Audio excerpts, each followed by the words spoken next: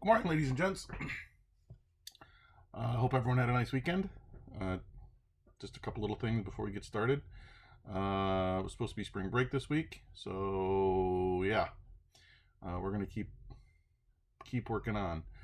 I talked to SU again, and they are working on the final, and they're supposed to give me an idea of what it looks like. So as soon as I get that information, I will let you know.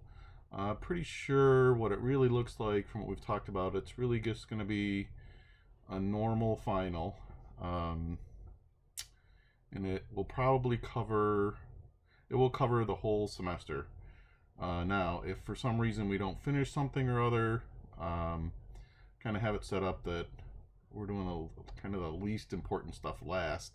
If we don't get to something, I'll just edit the final exam for you. So I feel pretty confident where we are, and I think we're going to be in pretty good shape. Remember, this week we're only going Monday, Wednesday this week. I was thinking about trying to do a lab on Wednesday. I don't think we'll quite be ready for it, so I'll probably just have to lecture on Wednesday, and we'll do a lab next week. I'd like to do a titration lab, and I would also like to do a buffer lab. So those are the two things that are on the table for next week.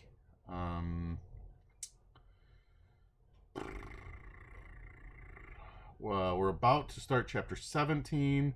Once we finish chapter 17 in the textbook, we'll be ready for another test. So we'll do acid bases and equilibria stuff, and then we'll take a test. So not next week, but probably the week after we will take a test. All right, so just be prepared for that. All right.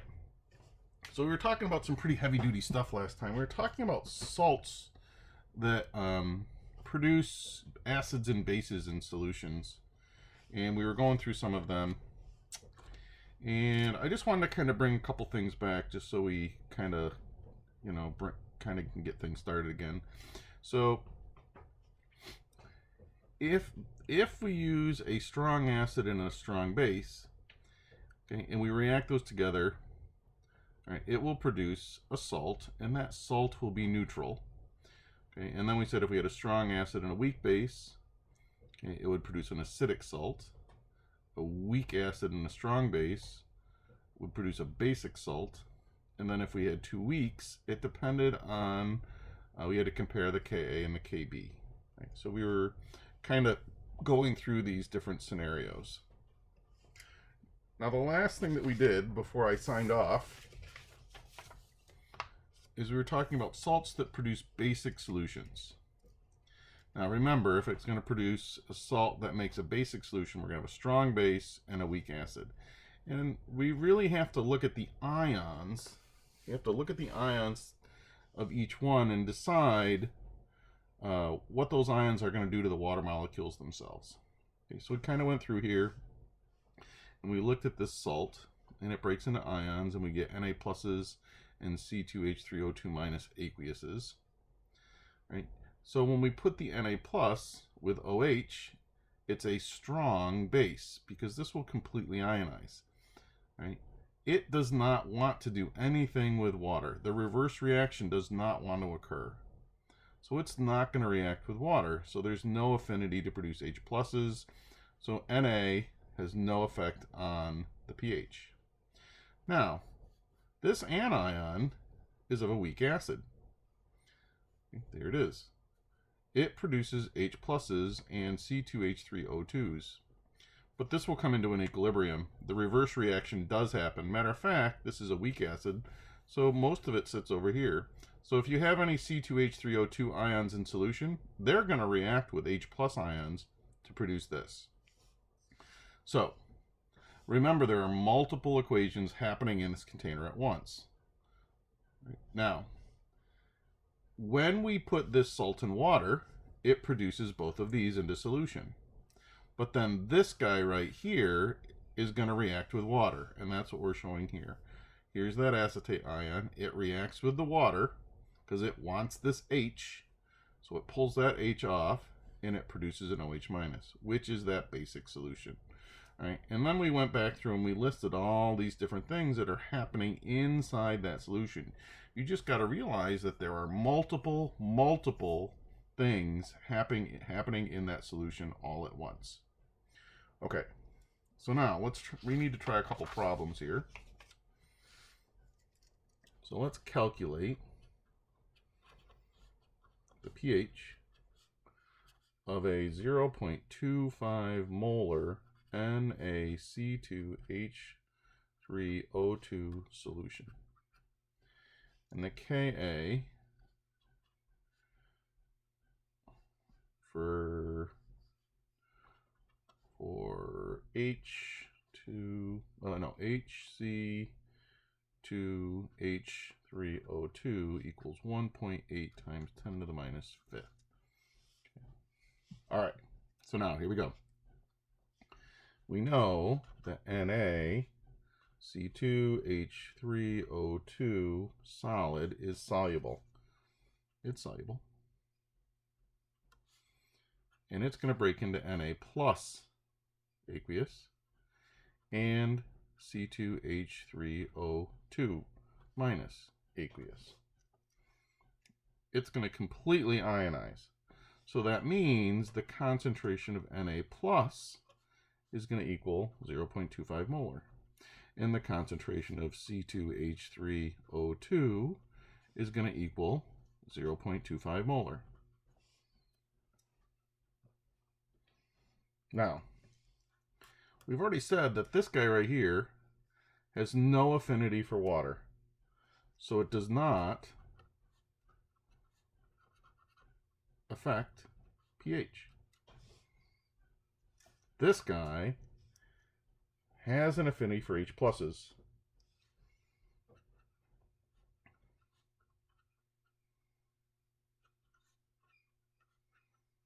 Which means it's going to produce OH minus. Now, what does that look like in an equation? So when we put this in water, this guy is going to react with the water molecule, and we get C2H3O2 minus aqueous reacting with HOH or H2O liquid. This is going to form an equilibrium. It's going to take this H, and we get HC2H3O2 aqueous and OH minus aqueous. Now, this becomes an ice problem. Ooh.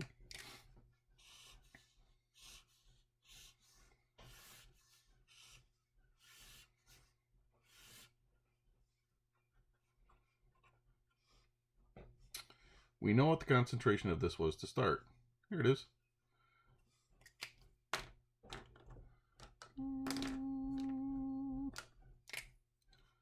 0.25 molar. This guy doesn't matter. Concentration of water is constant. We had none of this and none of this. This is going to go down by, we don't know, X. This is going to go up by X. This is going to go up by X. So we get 0.25 molar minus X equals X.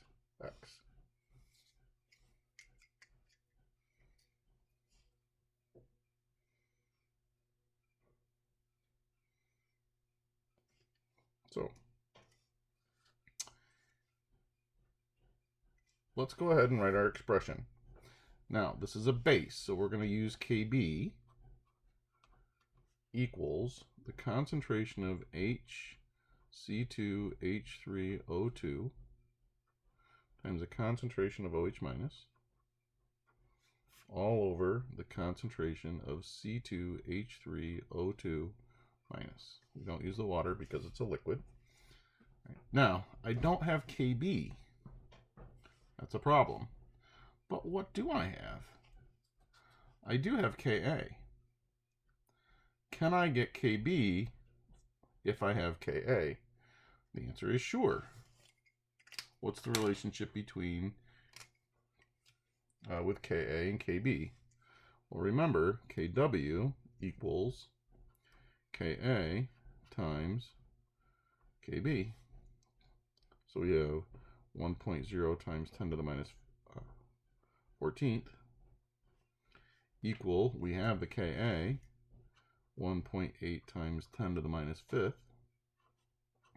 That will give me my Kb. Kb is 5.6 times 10 to the minus 10th. This is Kb. All right, well, now that I have Kb, I can go, let's write it in here.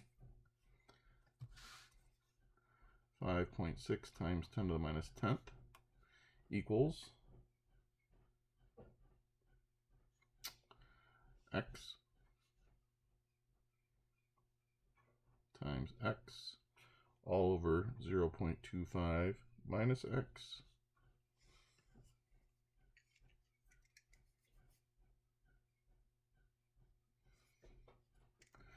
All right, so now my question is, how much is this going to change? Can we change this around a little bit? And we can. Again, this is all weak stuff, so we can make this assumption that x is negligible. Okay, x is negligible. So we can rewrite this as 5.6 times 10 to the minus 10th equals x squared over 0.25. And when we do that math, x equals 1.2 times 10 to the minus 5th molar. Now this, or x, is the concentration of OH minus. Right? Now we do need to check that. Okay, so let's check it. It better be under 5%. So we take 1.2 times 10 to the minus 5th all over 0.25 times 100. And when we do that math, whatever it is, it's way less than 5%.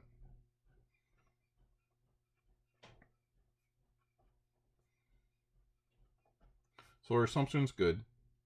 All right, so this is our concentration. All right, now we're not quite there. The problem is asking for pH.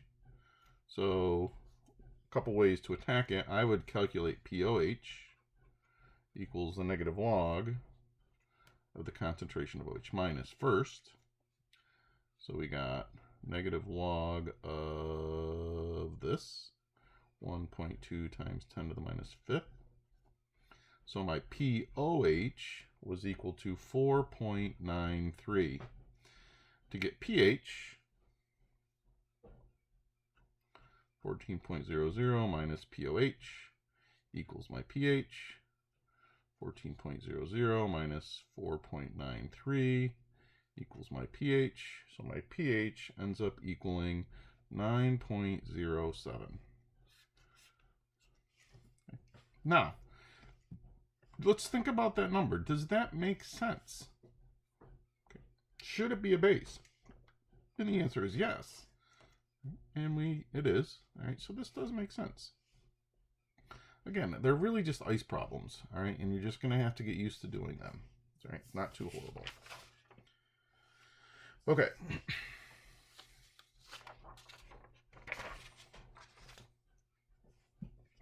So let's deal with salts that produce acidic solutions.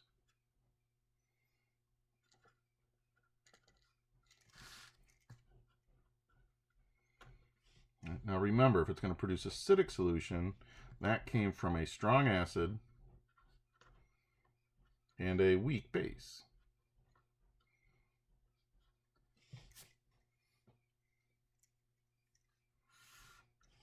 All right, so let's look at NH4Cl solid.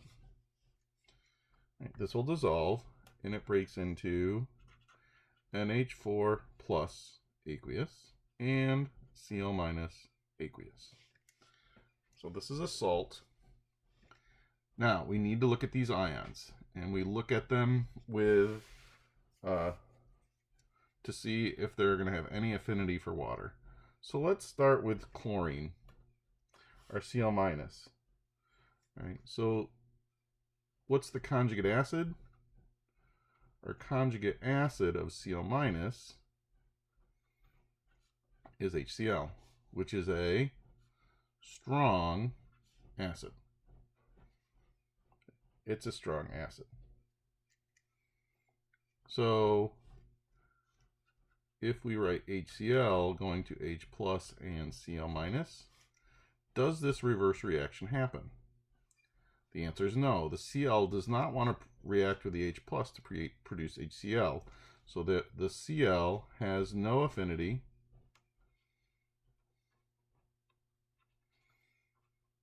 for the H plus, which means it will not affect pH. Well, let's look at NH4. NH4 plus aqueous is a weak conjugate acid.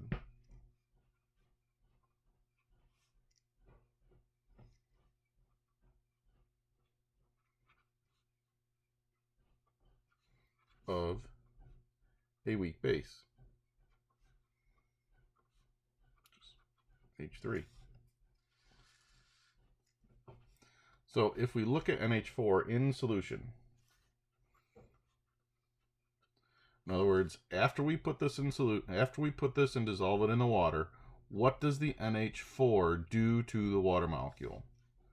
So my NH4 plus aqueous, what does it do with my H2O molecule? Well, it's going to give one of these H's away to the water molecule and produce NH3 aqueous and H3O plus aqueous. This comes to equilibrium. It goes both ways. All right, now look here. What are we producing? This is an acidic solution. It's producing H3O pluses. Okay. So now this is acting as a proton donor. Okay, so it's acting as a Bronsted-Lowry acid. Okay, so it's giving up that proton. All right, so this is what's happening after we dissolve the salt in the water. The NH4 plus then reacts with the water molecule to produce NH3 and H3O plus.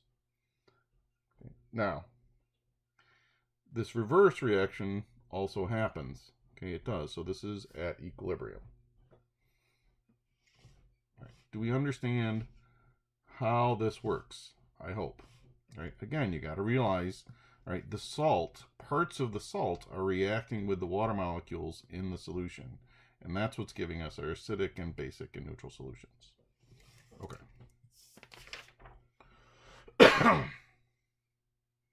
We're going to do a problem with this. Should we do it now or should we do it in a minute? Let's do it now.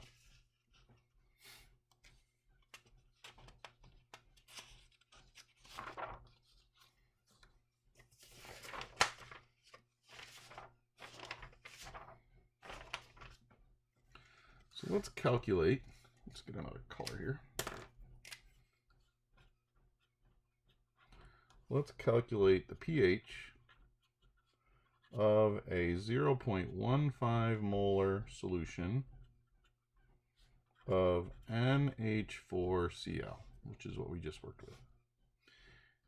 And Kb for this, or for NH3, is equal to 1.8 times 10 to the minus fifth. Now, we know that this is an acidic solution, so do we need Kb or are we going to need Ka? Well, we're going to need Ka, so let's go ahead and do that right away. So we're going to need Ka. So Kw equals Ka times Kb. Oops. 1.0 times 10 to the minus 14th equals my Ka times 1.8 times 10 to the minus 5th. So my Ka is equal to 5.6 times 10 to the minus 10th. So there's my Ka. We're going to need that. All right, now,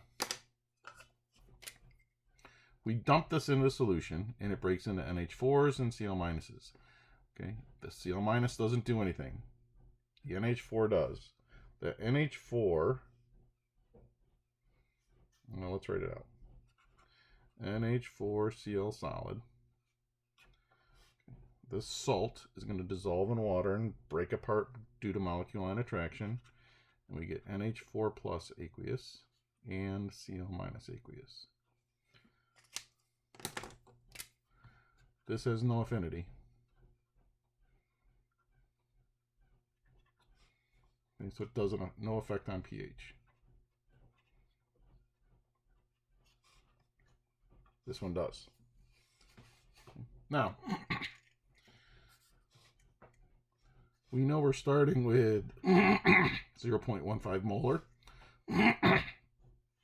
So that means this is going to be 0.15 molar. And this is going to be 0.15 molar. We're going to need those numbers. So once we get this in solution, this is going to react with water.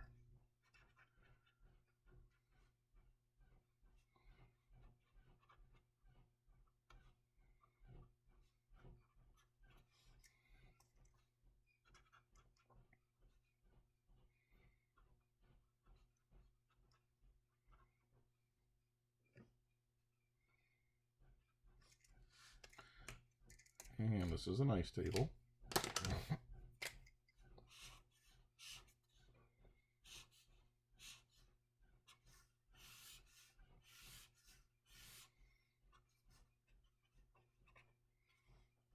This is starting with 0.15. This doesn't matter. We had none of this to start with and none of that. That goes down by x. This goes up by x. This goes up by x. Excuse me.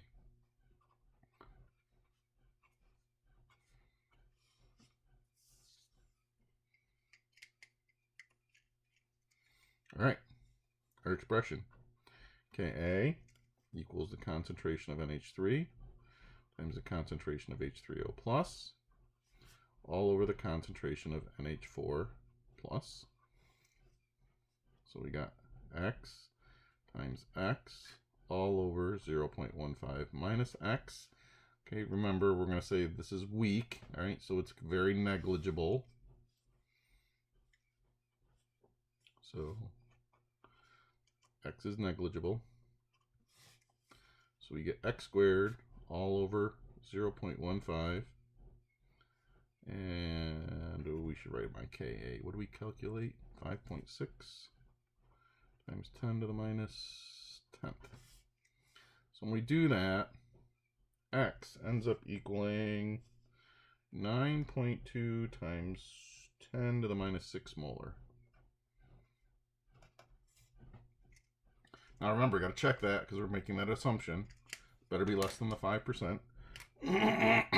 So here's my check. 9.2 times 10 to the minus 6 all over 0.15 times 100 is wicked small. It's way less than 5%, so we're okay. All right, so this right here is my concentration of H3O plus. Well, now it's easy to calculate my pH now that I have this. pH equals the negative log of the concentration of H3O plus. pH equals the negative log of 9.2 times 10 to the minus 6 molar. So my pH of this salt solution would be a 5. Okay, now does that make sense? It does, because this is an acidic salt. So here's my pH.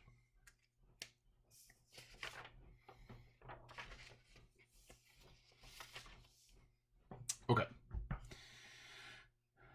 So we kind of went through each one of those different scenarios, and I gave you a type of problem, and they turn into ice problems. All right, so hopefully you'll do some practice with this out of the textbook.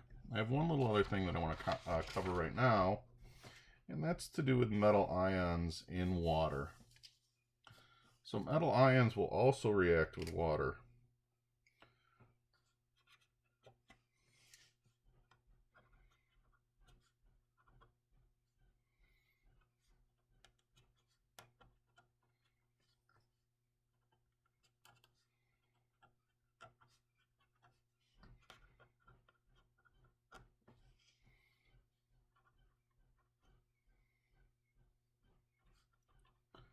and they will produce acidic solutions. The higher the charge of the metal,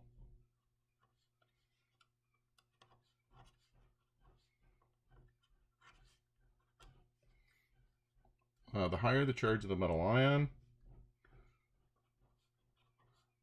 the more acidic the solution.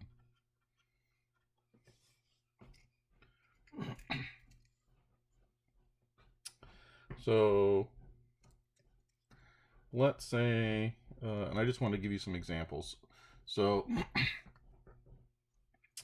let's look at some of these.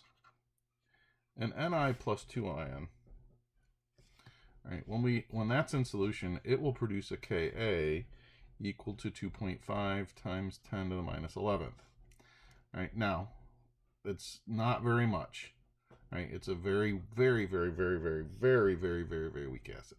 All right, but it will do it. All right, now let's compare that to Fe+2. Its Ka is 3.2 times 10 to the minus 10th. Again, not very strong. How about Fe+3? So now we have a bigger charge. Its Ka is now 6.3 times 10 to the minus third.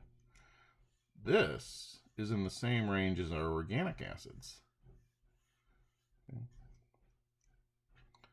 Cr+3. Again, it's got that +3 charge. Its Ka is 1.6 times 10 to the minus fourth. Again, it's in that area of the weak acids. Aluminum+3, same thing. Its Ka is 1.4 times 10 to the minus fifth. Okay. So our bigger charges, okay, so like +3s, okay, these are acting like weak acids.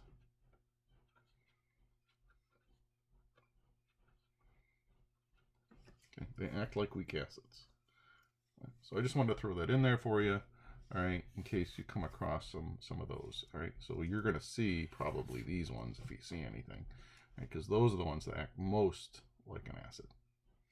All right, that's where we're going to stop for today, and we will pick up again on Wednesday. Have a good afternoon.